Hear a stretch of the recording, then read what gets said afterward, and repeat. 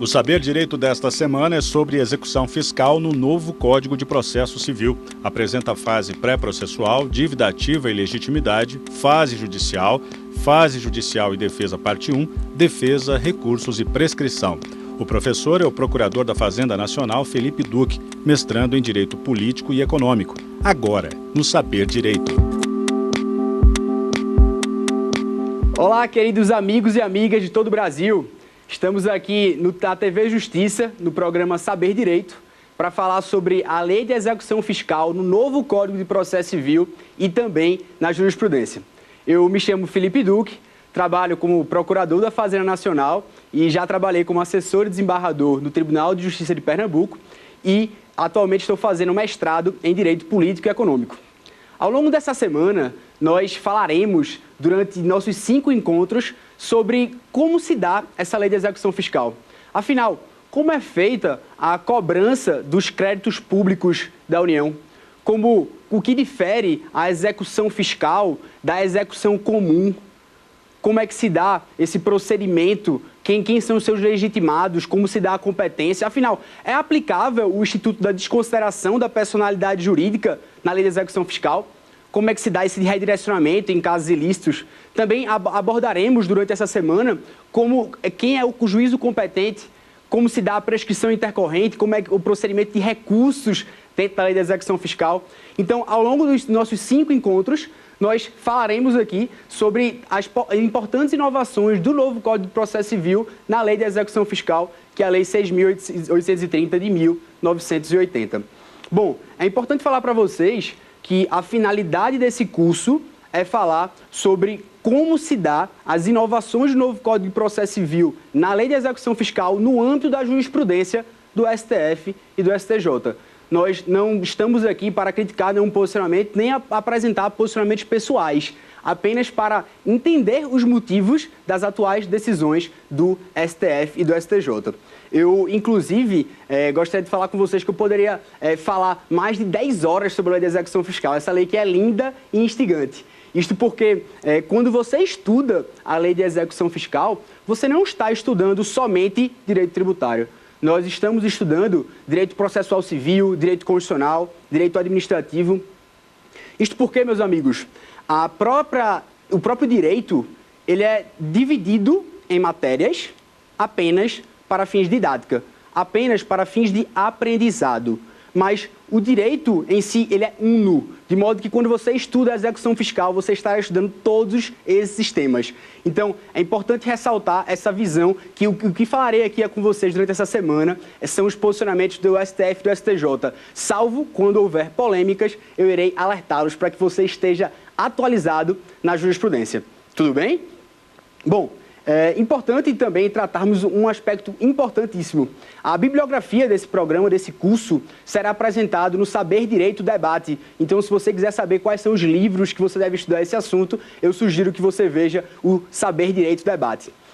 Além disso, por fim, eu gostaria apenas de avisá-los e orientá-los que há coisas na vida que não se repetem.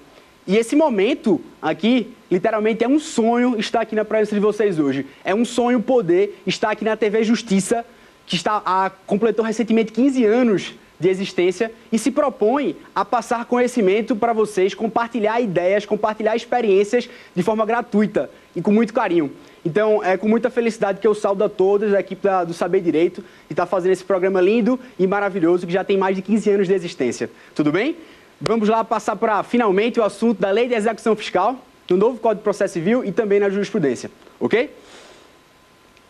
Bom, pessoal, de início, é importante que vocês percebam que a Lei de Execução Fiscal, ela cumpre um caráter muito importante atualmente. Isto porque a dívida ativa da União, isto é, os débitos no qual a União é credora, vão na margem mais de 1,9 trilhões de reais. E nesse sentido, fala-se que a LEF cumpre 2 princípios essenciais da Constituição da República Federativa do Brasil. A Lei de Execução Fiscal, portanto, segundo a melhor doutrina, cumpre uma função social. Isto porque efetiva o princípio da isonomia. Isonomia, meus queridos. Isonomia porque todos são tributados. O artigo 5º da Constituição Federal determina que todos são iguais perante a lei, sem preconceito de sexo, raça, cor, religião. E, nesse sentido, assim como eu, contribuinte, na qualidade de contribuinte, contribuo também com os meus tributos, assim como o presidente da República. E, nesse sentido, o princípio da isonomia, portanto, garante que todos sejam tributados, sendo um dos princípios essenciais ao qual a LEF concretiza. Tudo bem? Bom, pessoal, além disso, é importante que você perceba há outro princípio essencial nesse caráter da função social da Lei de Execuções Fiscais, qual seja o princípio da livre concorrência. O princípio da livre concorrência, este preciso exatamente no artigo 170 da Constituição Federal, é de suma importância no nosso dia a dia. O artigo 170 da Constituição Federal diz que há a necessidade da Constituição da República garantir o princípio da livre concorrência. Isto porque você há de concordar comigo no seguinte exemplo. Vejamos duas empresas, ao qual uma empresa não paga os seus devidos tributos. E vimos agora outro exemplo em que uma empresa paga devidamente seus tributos. Você há de concordar comigo que elas não estão em pé de igualdade. Embora elas concorram entre si, elas não estão em pé de igualdade. Existe uma desproporcionalidade nesse sentido. Não há uma razoabilidade, não há efetivamente um princípio da livre concorrência. E o caráter dessa função social da LEF, portanto, traz essa necessidade de concretizar o princípio da livre concorrência. Inclusive, é importante ressaltar que no recurso extraordinário RE 723651, 723651, o Supremo Tribunal Federal recentemente decidiu em 2016 a necessidade de que uma pessoa física, quando ela importe veículo automotor, do exterior, portanto, ela deve pagar o IPI. Ela deve pagar o IPI, ainda que ela seja destinatário final, ainda que ela alegue que é para consumo próprio. Isto porque um dos motivos, e em passant, um dos motivos que o Supremo Tribunal Federal entendeu, né, um dos motivos essenciais também, foi que não é justo que a pessoa jurídica importe esse veículo automotor e ela pague o do IPI. E o particular não pague. Então, há uma quebra ao princípio da livre concorrência, há uma quebra a esse princípio previsto no artigo 170 da Constituição Federal e, portanto, nesse RE ficou concluído que quando da importação por pessoa física de veículo automotor oriundo do exterior, há tributação do IPI. Tudo bem? Tá entendendo tudo certo, né? Então, vamos lá. A gente vai falar agora sobre uma importante ocasião que aconteceu agora também em 2016 e 2017, sobre um dever fundamental que agora é previsto. O Supremo Tribunal Federal entendeu que existe hoje um dever fundamental de pagar tributos. E isso, portanto, faz com que nós temos que revisitar, nós temos que remodelar, que reavaliar a própria concepção do tributo. O tributo, meus amigos, ele sempre foi visto como uma espécie de dominialidade. Antigamente, quando Roma colonizava outros povos, existia um dever de você pagar o tributo porque havia uma relação de dominialidade, de subordinação.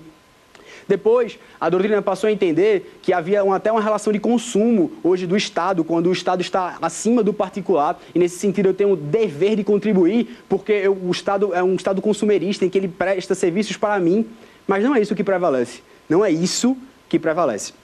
Isto porque é importante que você perceba até na própria ADI 2390, em que concretizou, em que efetivou que a Lei Complementar 105 de 2001, ela é constitucional, ou seja, há necessidade de que a administração pública, os seus órgãos administrativos, por exemplo, a própria Procuradoria da Fazenda Nacional, ela pode quebrar o sigilo fiscal, e aí quebrar o sigilo fiscal, pois o STF entendeu que não se trata de uma quebra de sigilo fiscal. Trata-se, na verdade, de uma mera transferência de dados. Apenas uma transferência. Isto porque é muito mais agressivo, por exemplo, a sua declaração de imposto de renda do que a mera transferência de dados para que você possa aplicá-los em processos tributários, em lei de execução fiscal, por exemplo. Então, perceba, nesse julgado, nessa DI 2390, o Supremo Tribunal Federal entendeu, pela relatoria do ministro Dias Toffoli, que existia um dever fundamental de pagar tributos. Pois é, meus amigos, não há, segundo o ministro Dias Toffoli, apenas direitos fundamentais. Existem também deveres fundamentais. E nesse sentido, você, como pertencimento à própria sociedade, Pois aqui nós verificamos que nosso Estado Democrático de Direito, nossa Constituição da Federativa da República do Brasil, nossa Constituição inaugura no artigo 3º, inciso 1º, que é objetivo da Constituição construir uma sociedade livre, justa e solidária. Livre, justa e solidária. E justamente por causa desse princípio da solidariedade social, que há a dignidade da pessoa humana como fundamento da República, o fato de você pertencer à sociedade faz com que você tenha esse dever fundamental de pagar tributos, para que você possa concretizar políticas públicas. Pois é, meus caros, políticas públicas, elas são concretizadas, financiadas principalmente pelos tributos.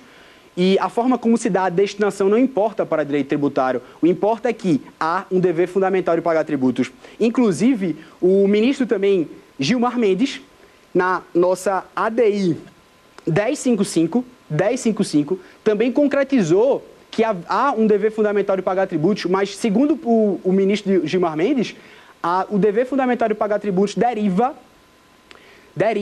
especialmente da própria capacidade contributiva, o princípio da capacidade contributiva previsto no artigo 145, parágrafo 1º da nossa Constituição Federal. Por outro lado, apenas para somatizar, né, a ministra Regina Helena Costa, do Superior Tribunal de Justiça, entende também que existe esse dever fundamental de pagar tributos, porém, ele é originário da própria função social da propriedade. A função social da propriedade, então, portanto, segundo a ministra, garante que exista um dever fundamental de pagar tributos. Então, passado esse ponto, visto essa questão que existe um dever fundamental de pagar tributos, há um caráter da função social da LEF, visando garantir o princípio da isonomia e o princípio da livre concorrência, vamos passar agora para o que significa execução. Pois é, meus queridos, o que significa execução? Eu gostaria de que você pensasse inicialmente que, veja, nós temos no Estado Democrático de Direito um processo executivo. Um processo executivo, portanto, que é completamente diferente de uma ação de conhecimento. Na ação de execução, eu já sei quem é o meu devedor, eu já sei quanto se deve, eu já sei que essa pessoa está em mora, esse contribuinte está em mora, e, portanto, há uma rigidez do título. Nós temos, portanto, um crédito certo, líquido e exigível. Diferentemente de uma ação de conhecimento. Numa ação de conhecimento, nós ainda vamos discutir quanto se deve, vamos discutir quem é, vamos discutir a partir de quanto é o valor, a quantificação. Numa ação de execução, de satisfação patrimonial, eu parto do pressuposto de que eu tenho um crédito certo, líquido e exigível. Há um título rígido, portanto, como veremos, a própria CDA. Então, grave, portanto, essa iniciação que a ação de execução ela é distinta da ação de conhecimento. Eu parto do pressuposto que já tenho um crédito certo, líquido e exigível. Tudo bem? Avancemos, por favor. Meus queridos, vamos falar agora sobre o que é fiscal. O que é fiscal? Por que essa execução chama-se fiscal? Chama-se fiscal pelo seguinte sentido, e é bastante simples. Trata-se de fiscal pelo perfil de crédito cobrado. O perfil de crédito cobrado, verificamos que há um procedimento especial para proteger um interesse público. Não se trata da ação de Felipe contra a Tatiana, trata-se da fazenda pública em juízo, meus queridos. A fazenda pública em juízo, portanto, ela necessita de um procedimento especial para a cobrança desses créditos. Então, verificamos, nesse sentido, que há um tratamento diferenciado no fato de ser fiscal, o fato dessa execução ser pelo fisco, está no polo ativo, que essa lei de execução fiscal, a Lei 6.830 de 1980, prevê um procedimento mais célere e mais eficaz na cobrança desses créditos. Veja só, é importante que você perceba, há um procedimento especial de satisfação patrimonial, portanto, a execução, mas que há um perfil de crédito público, sendo nesse sentido um procedimento mais célere e mais eficaz do que a execução no rito normal do Código de Processo Civil. E nesse sentido, você vê porque há uma primazia do crédito público sobre o interesse privado. Há um interesse público, portanto, indisponível.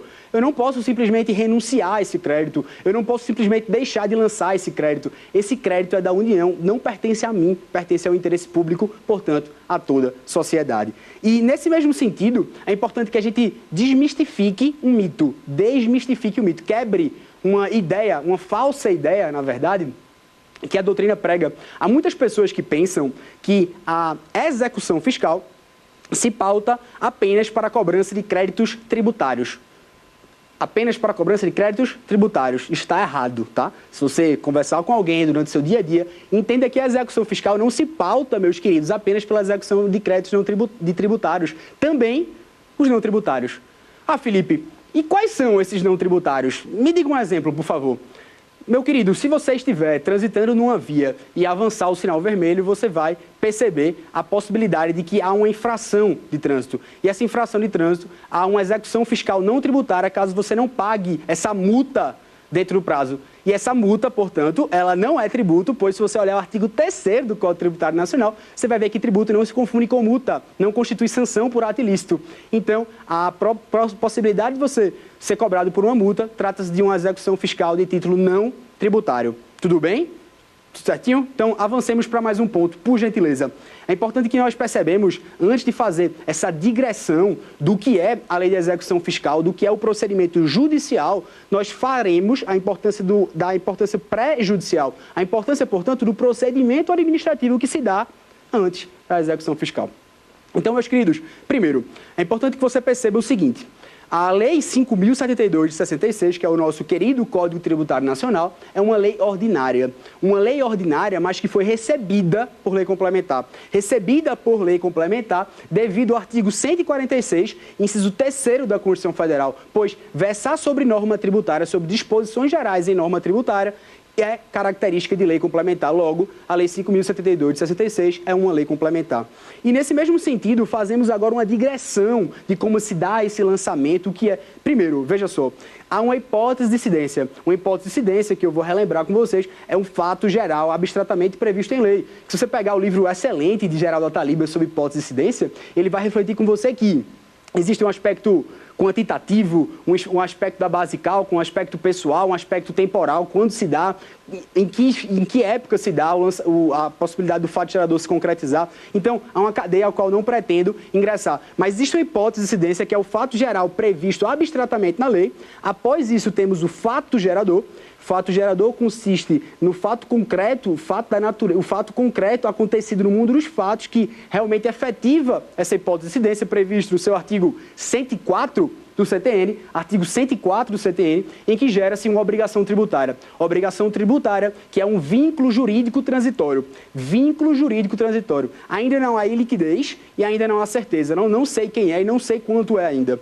Apenas com o lançamento previsto no seu artigo 142 do CTN, o lançamento que consiste em um procedimento administrativo tendente a verificar a ocorrência do fato gerador, a determinar o montante do tributo devido, determinar a matéria tributável, identificar o sujeito passivo e, se for possível, aplicar a penalidade cabível. Esse é o previsto no artigo 142 do CTN. Agora, o contribuinte tem o prazo de 30 dias para pagá-lo ou se defender. Isso mesmo, ele tem o prazo de 30 dias para pagá-lo ou se defender. Se ele não pagar, se ele não se defender, nós temos um crédito definitivamente constituído. Definitivamente constituído. A partir daí, eu posso inscrever em dívida ativa e, a partir da inscrição em dívida ativa, aí sim que eu posso ingressar com a ação de execução fiscal. Pois é justamente a inscrição em dívida ativa que dá o fenômeno chamado execuibilidade. Execuibilidade é a possibilidade de intentar judicialmente uma ação. Veja que o lançamento é um crédito certo, líquido e exigível. Ele pode ser exigível, mas ainda não é execuível, que é outra característica diferente que se dá apenas quando da inscrição da CDA. Tudo bem? Bom, pessoal, eu vou pincelar rapidamente a LEF. A LEF ela é belíssima, a LEF é linda, pois nesses seus 42 artigos, ela vai dando em grau de natural e progressividade, dizer como se dá. No artigo 1º a 5º, nós vamos falar sobre como se dá essa fase pré-judicial, o que é que contém no termo de inscrição. No artigo 6 já falamos da citação. No artigo 8º, nós falamos sobre como se dá os efeitos da citação, qual é o prazo que a parte tem para pagar ou se defender. Então, há uma escala progressiva e bastante linda sobre isso. Mas, agora, eu gostaria de chamar, por gentileza, a nossa pergunta dos queridos telespectadores. Eu gostaria de saber se a prescrição do direito civil é igual no direito tributário? Muito pertinente essa pergunta, muito pertinente. É importante que se faça uma diferenciação. Ainda sobre essa hipótese da prescrição e da decadência, é importante que você verifique que a decadência, antes de ingressar literalmente na pergunta sobre a diferenciação do direito civil e do direito tributário, a decadência se dá antes do lançamento. É o direito potestativo de lançar o crédito, de constituir o crédito no prazo de 5 anos, segundo o artigo 173 do CTN. Artigo 173 do CTN, que diz que há um prazo de 5 anos, via de regra contado no primeiro dia do exercício seguinte àquele em que o lançamento poderia ter sido efetuado, para que a Fazenda possa constituir, possa lançar esse crédito. E a prescrição se dá após esse lançamento. A prescrição, segundo o artigo 174, se dá no prazo de 5 anos para que a Fazenda possa entrar com ação de execução fiscal. Ah, Felipe, mas qual a diferença, então, do direito tributário e direito processual civil? Meus queridos, isso aqui é muito importante, pois no direito civil nós temos a prescrição como uma inércia do exequente, em que há o encobrimento da pretensão, a impossibilidade da pretensão ser feita em juízo, requerendo o cumprimento daquela prestação de direito material. Há apenas o encobrimento para que você ingresse em juízo.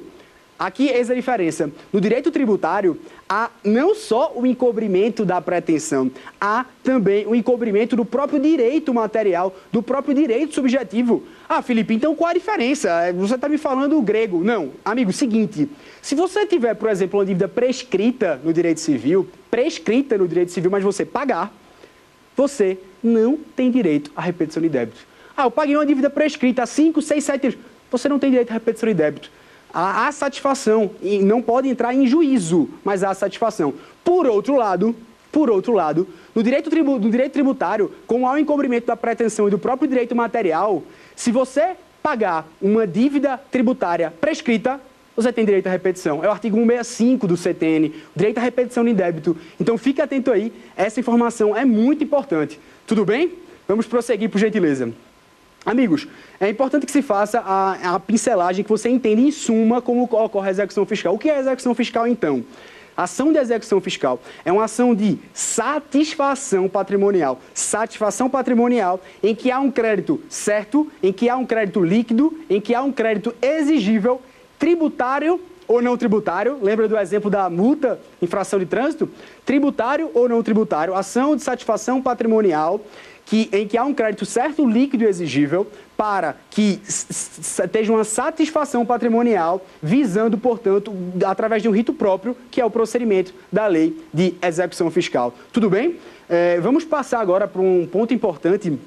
Torna-se imperioso nós falarmos sobre a necessidade de como se dá esse procedimento administrativo fiscal. Em que pese isso não seja objeto do nosso curso, é importante que você tenha o entendimento de como é que se dá esse procedimento de lançamento, como é que se dá essa fase de construção do crédito. Veja só, se você pegar o decreto do procedimento administrativo fiscal no âmbito da União, que é o decreto 70.235 de 1972, 70.235 de 72, você observará aqui, esse decreto ele foi recepcionado como lei ordinária, tá? Como lei ordinária, segundo a doutrina de Leandro Paulsen. Então, nesse sentido, você observa que, a partir do momento em que há o lançamento do artigo 142 do CTN, nós temos o prazo de 30 dias para que se dê a constituição definitiva do crédito tributário. Depois de 30 dias que eu posso ingressar com a ação de execução fiscal. Durante esse período dos 30 dias, esse crédito ele ainda não detém execuibilidade. Eu ainda não posso entrar em juízo. Ah, Felipe, mas como é que se dá? Nesse prazo de 30 dias, você ou paga ou você vai impugnar administrativamente. E o rito dá justamente nesse decreto 70.325 de 72. E, pô, Felipe, como é que se dá? Em síntese, você vai fazer uma impugnação que será julgada pela Delegacia da Receita Federal em primeira instância. Existe a possibilidade de haver um conselho superior no CAF ainda. Então, existe todo um trâmite administrativo em que você pode impugnar e não necessariamente judicialmente. Então, por isso que se tem um título executivo extrajudicial, pois a Fazenda Pública, em tese, já deu um procedimento administrativo, já houve contraditório, já houve ampla defesa e, por isso, esse crédito ele gozará, portanto, dos requisitos de certeza e veracidade. Ah, Felipe, e o que você quer chegar com esse procedimento administrativo? Meus amigos, vejam só, Se durante esse prazo de 30 dias você faz alguma ação que dilapide seu patrimônio ou que você queira fraudar o pagamento dos tributos, o que é que a Fazenda pode fazer? A Fazenda pode intentar uma medida cautelar fiscal, que é justamente demonstrando a necessidade, ainda nos casos em que não haja essa constituição definitiva do crédito tributário. Então anote, apenas para que você entenda que nesse procedimento administrativo fiscal existem sim medidas judiciais que podem ser realizadas para que venha a impedir a impossibilidade de pagamento de tributos, que haja ocorrência de fraude. Tudo bem? É importante que você tenha essa percepção de como se dá o caráter do procedimento administrativo fiscal. Então, vamos lá. Felipe, como se dá essa questão do crédito ser certo, líquido e exigível? Você não falou ainda para mim. Calma, vamos lá. O crédito líquido, ele é líquido, pois eu sei qual é o objeto desse crédito. Eu sei em que consiste esse crédito. Eu sei qual é o valor desse crédito. Eu sei que ele é certo, pois eu sei que ele existe. Eu sei que houve fato gerador. Eu sei que houve hipótese de incidência fato gerador. Eu sei que ela não está extinta, esse crédito tributário. Eu sei que não houve uma remissão, por exemplo. Então, eu sei que há uma manutenção dessa dívida. E ele é exigível, ele é líquido, certo e exigível, pois há inadimplemento, há mora. Houve o transcurso desse prazo de 30 dias para que você pagasse o tributo e, portanto, possa intentar com a execução fiscal. Então, esse é o requisito de crédito certo, líquido e exigível. Ah, Felipe, sim, mas o que é que isso importa? Isso importa, justamente, meus queridos, que há uma diferenciação, portanto, do procedimento comum. No procedimento comum, via de regra, você teria que entrar com ação de conhecimento para que você tenha um crédito certo, líquido e exigível. Eu não posso chegar, por exemplo, e falar: bom, juiz, eu me chamo Felipe e eu estou devendo, Tatiana está me devendo. Então eu quero justamente que Tatiana me pague, que ela me pague tudo, que ela me pague tudo que ela me deve. O juiz vai olhar para você e vai falar: meu querido, com base em quê, meu amigo? Com base em quê? Me dê uma prova documental, me dê algum instrumento suficiente, que haja lastro probatório, que haja um título rígido, uma ação monitória, por exemplo, em que não há título executivo. Me dê algum fundamento. E, nesse sentido, assim se dá o procedimento, a ação de conhecimento, procedimento comum. Na execução fiscal, nós não temos isso. Na execução fiscal, nós já temos um crédito certo, líquido e exigível. De modo que é importante que vocês percebam que, caso um auditor fiscal, ele verifique que ocorreu o fato gerador, ele deve lançar. Ele não tem faculdade, ele não tem discricionariedade, ele não pode optar, ele não pode simplesmente falar: eu não vou lançar. Por quê, Felipe? Com base em que nisso você está me dizendo? Eu estou lhe dizendo com base no artigo 3º do CTN. O artigo 3º do CTN fala que há uma atividade vinculada, portanto, não há discricionariedade. Portanto, não há faculdade do auditor fiscal. O auditor fiscal também deve lançar, segundo o próprio artigo 142 do CTN, em que fala que o lançamento é um procedimento obrigatório, há o dever de lançar. Portanto, então, é importante que vocês percebam essa diferenciação. Via de regra, para que haja inscrição, o órgão de origem, no âmbito da União, ela remete esse crédito, portanto, definitivamente constituído, houve contraditório, houve ampla defesa, ele remete para a Procuradoria-Geral da Fazenda Nacional, órgão incumbido, chamada carinhosamente de PGFN, no seu artigo 131, parágrafo 3º da Constituição Federal, de inscrever esses créditos, de inscrever, portanto, em dívida ativa, e a partir daí nós extraímos essa CDA. Se você olhar também, o próprio artigo 2º, parágrafo 4º da Lei de Execução Fiscal, diz que incumbe a PGFN inscrever esses débitos. Então, o órgão de origem, o auditor fiscal da Receita Federal, por exemplo, vai remeter esse crédito, constituído definitivamente, dizendo que houve lançamento, que houve contraditório, e a PFN vai fazer um controle de legalidade e de regularidade. Como assim, Felipe? O que é que a PFN pode fazer? A PFN vai fazer um controle de legalidade e regularidade. Vai entender se esse crédito não está prescrito, por exemplo. Eu não posso inscrever em dívida ativa um crédito que está prescrito. Eu não posso cobrar um crédito em que não houve contraditório, não houve ampla defesa. Eu não posso cobrar um crédito em que não houve fato gerador. Então, existe um controle de legalidade e regularidade pelo próprio Procurador da Fazenda Nacional, antes de inscrever em dívida ativa. Após haver inscrição em dívida ativa, faz-se um termo de inscrição em dívida ativa e de lá se extrai a CDA. Tá bom, Felipe, eu não estou entendendo. O que é que tem nesse termo? Bom, meus queridos, é importante que vocês percebam esse seguinte sentido. Quais são os requisitos para o termo de inscrição? O que deve conter no termo de inscrição? Se você observar o artigo 2º, parágrafo 5º da Lei de Execução Fiscal e também o artigo 202 do Código Tributário Nacional, há ali todos os requisitos necessários e suficientes para o termo de inscrição em dívida ativa. Exemplo, tem que conter o nome da pessoa, se possível o domicílio, o procedimento administrativo fiscal, qual os juros que vai ser aplicado, qual foi a origem desse débito. Então, uma série de requisitos previstos nesses dois dispositivos, na Lei de Execução Fiscal e também no Código Tributário Nacional. De modo que, faz-se a pergunta, ô Felipe, e se não houver, por exemplo, um demonstrativo de cálculo? Como assim? Se não houver um demonstrativo de cálculo, isto é, eu preciso juntar um demonstrativo de cálculo, dizer por quê, quanto é que deu, de onde deu, qual a alíquota mês a mês. Não. Meus amigos, súmula 559 do STJ. Súmula 559 do STJ. Se você observar a súmula 559 do STJ, diz que não há necessidade da juntada de demonstrativo de cálculo pela PFN. Então a PFN não vai me dizer, não, a PFN vai dizer qual foi a origem, vai dizer qual a forma de juros a aplicar, mas o demonstrativo de cálculo não está previsto no artigo 2, parágrafo 5º da Lei de Execução Fiscal. Esse é o fundamento da súmula 559 da STJ. Não há essa disposição no próprio CTN, nem na Lei de Execução Fiscal. Logo, não é obrigatória apresentar o demonstrativo de cálculo súmula 559 da STJ. Tudo bem? Felipe, você não me falou, e a respeito desse termo de inscrição em dívida ativa, você já me disse os requisitos, mas quais são os efeitos dessa inscrição em dívida ativa? E aqui é importante que você atente para o seguinte detalhe. A inscrição em dívida ativa apresenta 4 efeitos, e os principais, tá? Mas são os principais que você precisa saber, decorar, escrever, mas não esqueça, tudo bem? Primeiro, o efeito de inscrição em dívida ativa promove a execuibilidade, nós já falamos aqui. A partir do momento em que a dívida é execuível e não é exigível, como eu já disse, a execuibilidade garante que você possa processualmente intentar uma ação.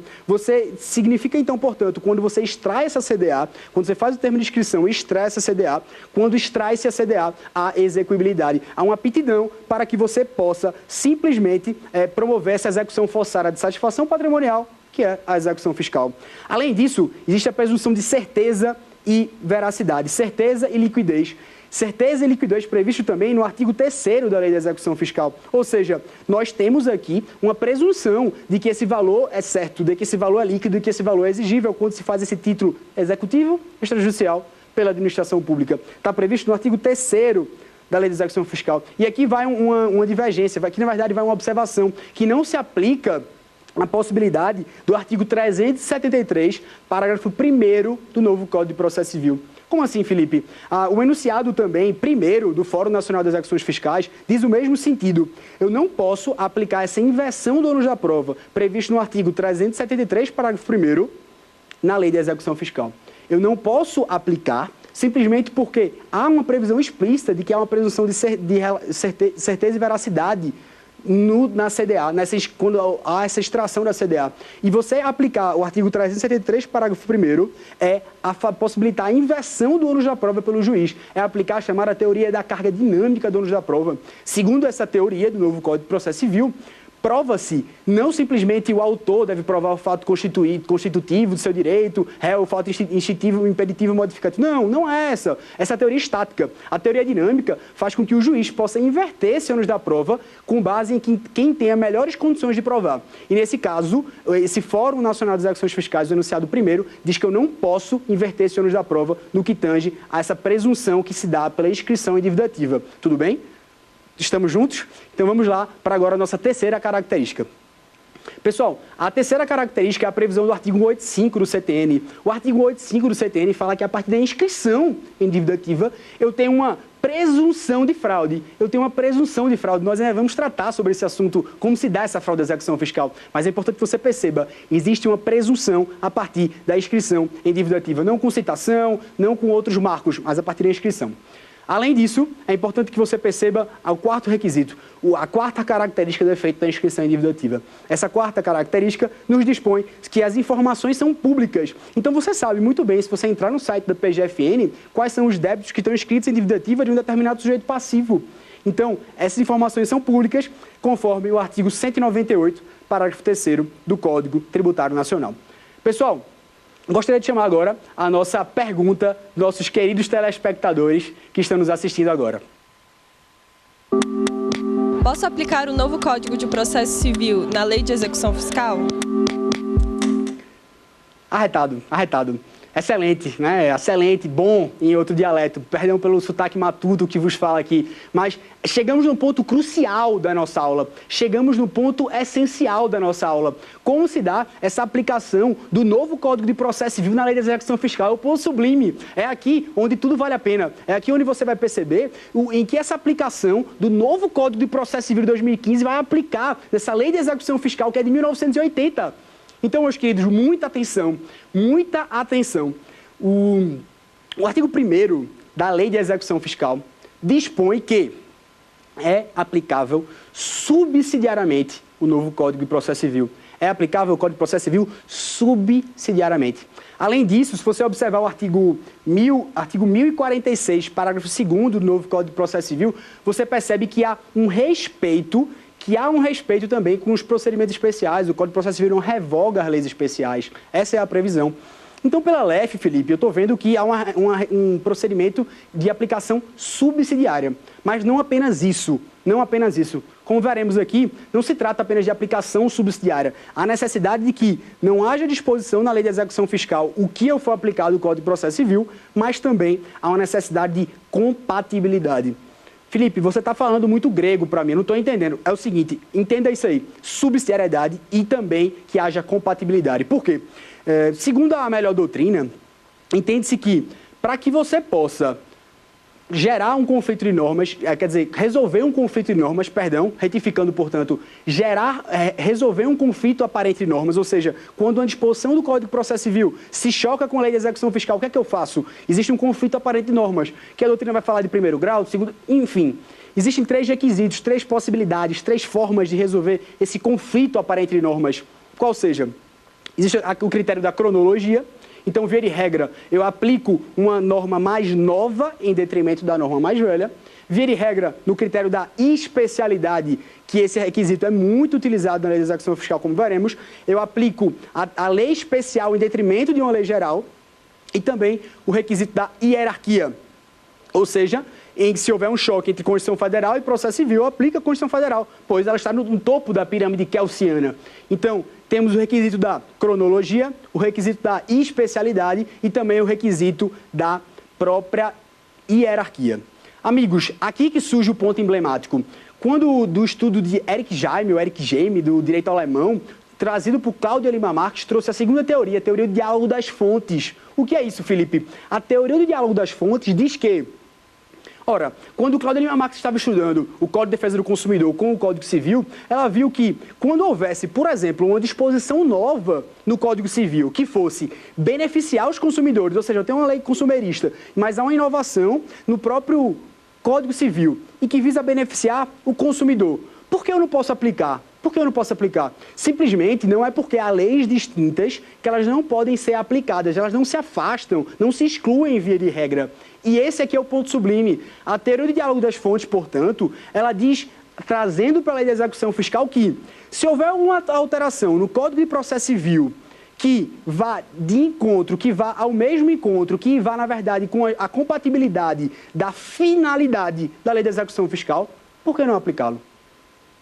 Por que não aplicá-lo, meus queridos? Se existe um procedimento que vai em compatibilização com um procedimento mais sério, mais eficaz na recuperação dos créditos públicos, por que eu não posso aplicar o que foi previsto, uma reforma processual no Código de Processo Civil, e não posso aplicar na Lei de Execução Fiscal? Se há uma compatibilidade, se existe essa possibilidade de que sejam aplicados, então a teoria do diálogo das fontes, portanto, ela visa justamente essa complementaridade, há uma interpretação benéfica, portanto, e nós fazemos uma interpretação sistemática e teleológica do Código de Processo Civil para aplicar na Lei de Execução Fiscal, quando houver celeridade e quando houver efetividade para a recuperação dos créditos públicos. Essa é a teoria do diálogo das fontes. Felipe, o que é que eu aplico essa teoria de diálogo das fontes? Me dê um exemplo, você está falando só de teoria. Amigos, a teoria de diálogo das fontes da especialidade vai ser amplamente falada no nosso curso, amplamente falado.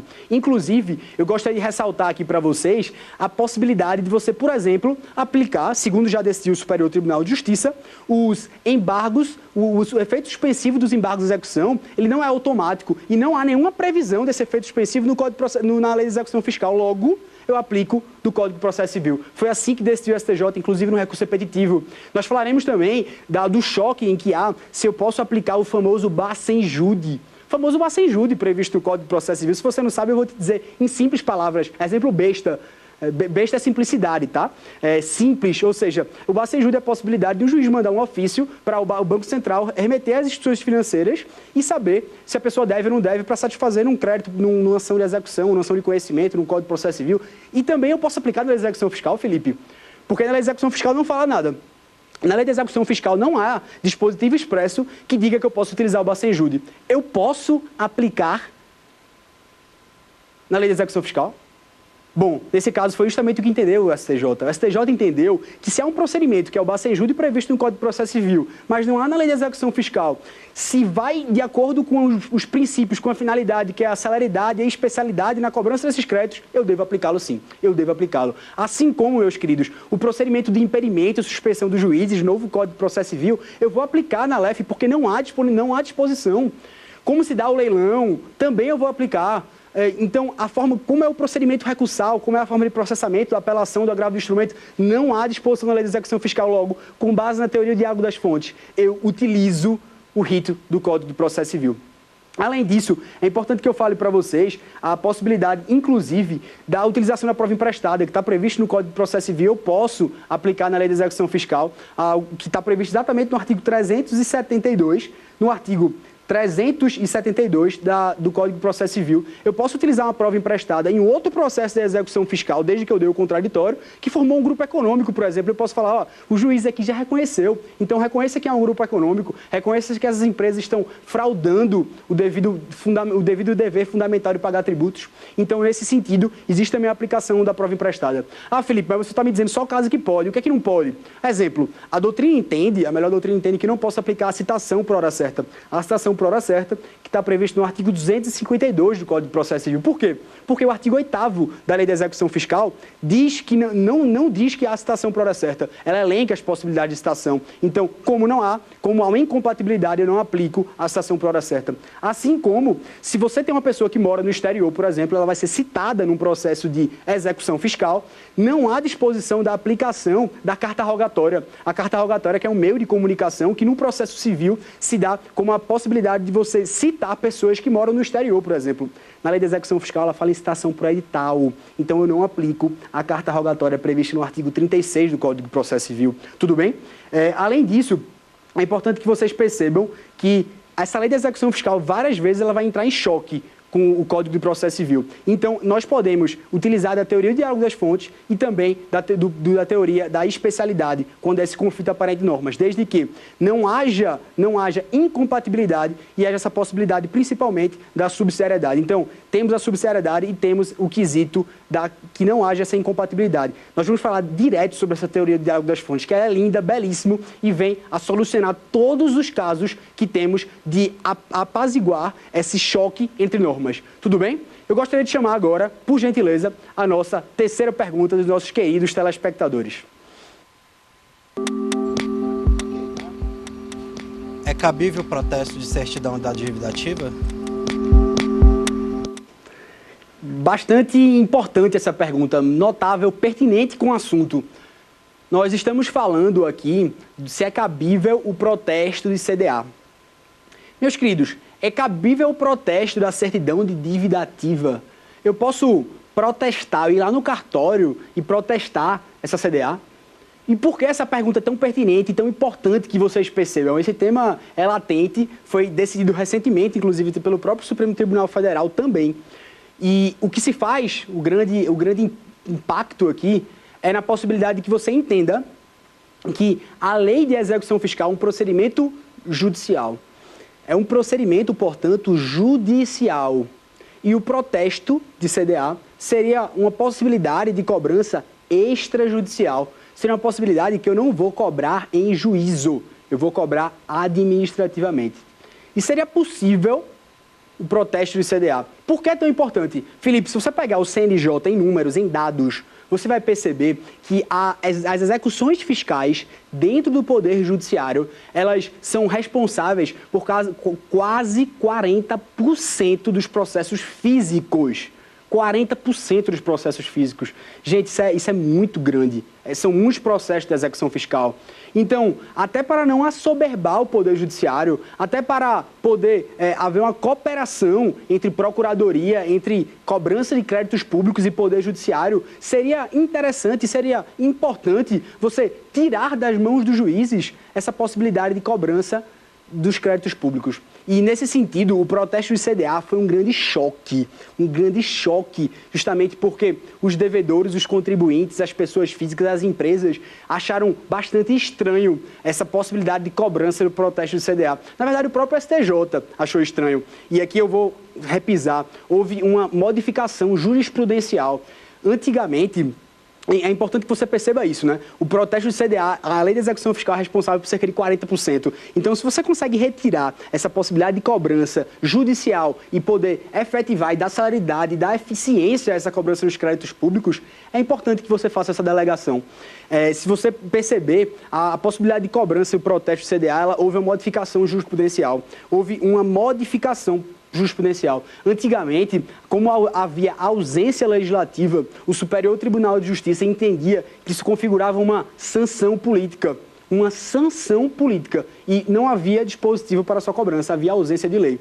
E aconteceu o fenômeno chamado por superação da jurisprudência. Houve uma reação legislativa da jurisprudência, em outras palavras. E, nesse sentido, é importante que você perceba, houve uma superação legislativa da jurisprudência. Felipe, o que é isso? Eu não estou entendendo. A superação legislativa da jurisprudência é quando há uma possibilidade de modificação do entendimento jurisprudencial pela via legislativa. Então, isso é muito importante, por exemplo, no controle de constitucionalidade, pois evita aquele fenômeno chamado da petrificação dos entendimentos, ou que haja simplesmente uma impossibilidade de modificação, porque o judiciário é a última corte. Existe um diálogo entre as três instituições, legislativa, executiva e judiciário. E, nesse sentido, foi justamente isso que aconteceu com a inauguração da Lei 12.767 de 2012. Houve uma modificação, uma alteração na lei para que fosse permitido expressamente o protesto do CDA. Antigamente, como eu disse, o entendimento do STJ é que haveria uma sanção política. Felipe, você não me disse o que era sanção política. Sanção política, meus queridos, é aquilo em que se chama quando há uma forma enviesada da cobrança de tributos. Forma enviesada, forma ilícita, meio inadequado para a cobrança dos tributos. Entende-se que viola o exercício do livre trabalho, o exercício da livre profissão. Viola, portanto, o artigo 5º, inciso 13 da Constituição Federal, as sanções políticas. Felipe, você não me disse nenhum exemplo de sanção política. Calma, vamos lá. Viola-se também o próprio artigo 170 da Constituição Federal, quando fala da livre concorrência.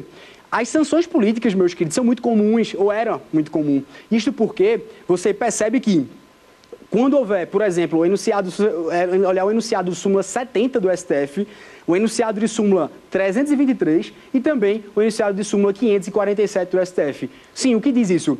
Não sei se você já viu, é muito comum que acontecia isso muito antes, acho que acredito que hoje não há mais, mas a impossibilidade, não é possível que, por exemplo, se você estiver devendo tributos, alguém vá lá e apreenda suas mercadorias, por exemplo. Você não está devendo tributos, eu vou lá na pessoa jurídica e falo, essa mercadoria vai ficar comigo até você pagar. Isso não pode. Assim como não pode eu interditar o estabelecimento. Eu não posso, por exemplo, vedar lá o estabelecimento e dizer você está proibido de atuar no mercado porque você não pagou os seus tributos. Isto é inadequado. Isto é inadequado segundo esses entendimentos simulados, porque isso configura sanção política. Entendeu agora? Sanção política é uma forma enviesada da cobrança de tributos. E o entendimento, portanto, era que o protesto do CDA seria uma sanção política e havia uma ausência legislativa. Esse era o entendimento antigo, pois esse entendimento foi modificado. Inclusive, apenas para ressaltar, teve um recurso extraordinário recente, 2017, do STF, é o RE 565048. 565048. Ele entendeu que seria sanção política. O Estado do Rio Grande do Sul, por exemplo, impedir que uma empresa gere notas fiscais, pois está em cobrança de tributos. Fala, ó, você não pode impedir que uma empresa gere notas fiscais simplesmente porque ela está inadimplente com o fisco. Isso vai atentar contra essas súmulas 70, a súmula 323 e a súmula 547 do STF. Configura-se, portanto, uma sanção política. E no protesto de CDA houve uma mudança jurisprudencial. Houve uma mudança jurisprudencial devido a esse advento da Lei 12.767 de 2012. Foi justamente quando o STJ revisitou a matéria e disse que não haveria nenhum abuso de poder pelo fisco, porque o entendimento era que o fisco já tem o seu meio de cobrar, a execução fiscal. A execução fiscal, ele não pode protestar. O protesto do CDA, ele visa dois motivos, você protestar. Qual seja? Você, primeiro, prova que a parte está inadimplente e você constitui em mora. A partir dali, tem uma mora justificativa e a partir dali você está inadimplente. Isso significa a possibilidade das pessoas privadas protestarem também. E nesse mesmo sentido, ela foi configurada, portanto, antigamente com abuso de poder, pois entendia-se que o fisco teria que usar a execução fiscal, porque era uma sanção política. Mas isso mudou. Por quê, meus amados? Pois, além dessa alteração legislativa, nesse RESP brilhantíssimo, excepcional, ministro Herman Benjamin, foi o RESP 1.126.515. 1.126.515. Entendeu-se que, ora, não é porque eu tenho uma forma própria de cobrança judicial que eu posso deixar de cobrar extrajudicialmente. Eu não posso, a lei da execução fiscal não exclui por si só a forma de cobrança extrajudicial. Não há nenhuma disposição nesse sentido. Não há um abuso de poder, pois, segundo o argumento de defesa, era que havia uma ofensa ao princípio do contraditório da ampla defesa. E, nesse sentido, não há uma ofensa, pois há um procedimento administrativo, há contraditório, há ampla defesa, ou então existe uma constituição por mera confissão da parte. Por isso, é importante que vocês atentem. Existe um meio alternativo de cobrança, que é o protesto de CDA.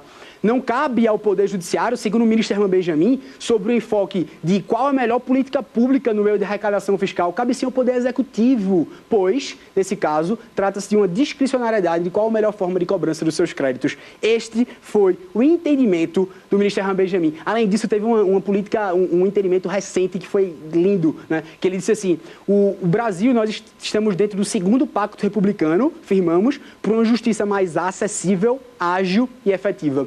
E nesse sentido, esse segundo pacto republicano, justamente pela cobrança dos créditos públicos serem mais eficazes, mais céleres, justamente porque há cerca de 40% de processos judiciais que são compostos pela execução fiscal, existe a possibilidade de intersecção dos regimes jurídicos de direito público e direito privado. Eu posso muito bem, como direito público, utilizar o protesto CDA, assim como no direito privado, hoje eu posso aplicar a função social dos contratos. Então, há sempre uma intersecção. Então, meus queridos, além disso, eu preciso ressaltar a vocês, na ADI 5135 de 2016, o STF declarou constitucional. Acabou essa controvérsia. É constitucional o protesto de CDA. Não há nenhuma violação a nenhum direito fundamental do cidadão. Apenas para ressaltar, eu quero dizer a vocês outro detalhe. O índice de efetividade do protesto é quase 20% de arrecadação, ao passo que as execuções fiscais, às vezes, beira os 5%. Então veja como é um instrumento importante e essa decisão foi realmente espetacular. E mais um detalhe, essa decisão caiu na segunda fase da minha prova, da Procuradoria da Fazenda Nacional. Eu abri a prova e olhei lá, é cabível o protesto CDA? Graças a Deus eu tinha lido o voto do ministro Herman Benjamin antes de fazer a prova. E como esse fator foi relevantíssimo para a alteração nos meios de cobrança extrajudicial. Meus queridos, nós falamos aqui na aula de hoje sobre como se dá essa aplicação da fase pré-judicial, portanto administrativa. Falamos aqui também sobre como se dá essa aplicação subsidiária do novo CPC. Fizemos uma digressão da hipótese de incidência do fato gerador. Nós falamos também, feita a possibilidade do protesto de CDA, e é importante que vocês fiquemos na próxima aula falando sobre competência, sobre legitimidade ativa e passiva, como se dá o redirecionamento, o que é a desconsideração da personalidade jurídica e uma série de instrumentos que são jurisprudenciais e muito importantes para você que está estudando para concurso, para você que é advogado, quer entender o procedimento e você também graduando. Então, fiquem conosco, tá? Antes disso, eu gostaria apenas de deixar uma mensagem muito simples, mas também muito pessoal, né? É importante que vocês percebam que durante esse processo de aprendizagem que é estudar, vocês saibam qual é o valor da causa. E o valor da causa aqui não é o valor do processo. O valor da causa aqui é o quanto significa para você, quanto a possibilidade de que você estudando, você revoluciona vidas, você tende a modificar a sua situação de vida através do conhecimento, através da educação, através do respeito também, sem ego e nenhuma vaidade, mas indo atrás da simplicidade através de estudar. Revolucione sua vida, vá cada vez mais e não tenha também vergonha das dificuldades, sabe? É importante que você saiba que essas dificuldades, elas estão aí para formar o seu caráter, para formar quem você é, para formar a personalidade sua. E esses obstáculos, eles te servem, portanto, como elemento propulsor. Então, não desistam, persistam aí, estamos aí na próxima aula e esqueçam nunca que você pode desistir, mas Deus não desiste de você. Um forte abraço e até a próxima aula. Ficou com dúvidas? Então mande um e-mail para saberdireito@stf.jus.br. E você também pode estudar pela internet. Basta acessar o site tvjustiça.jus.br.